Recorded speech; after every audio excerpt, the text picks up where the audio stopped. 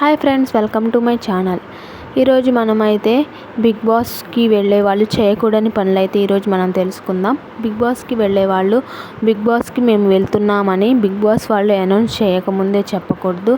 అలా చెప్పినచో వాళ్ళు 2 కోట్ల రూపాయల జరిమానా బిగ్ బాస్ వాళ్ళకి కట్టాల్సి వచ్చింది. అలాగే బిగ్ బాస్కి వెళ్ళే వాళ్ళు భగవద్గీత, ఖురాన్, బైబుల్ ఇలాంటివి క్యారీ చేసుకొని లోపలికి వెళ్ళకూడదు. అలాగే బిగ్ బాస్కి వెళ్ళే వాళ్ళు మొబైల్ ఫోన్స్ని క్యారీ చేసి వెళ్ళకూడదు.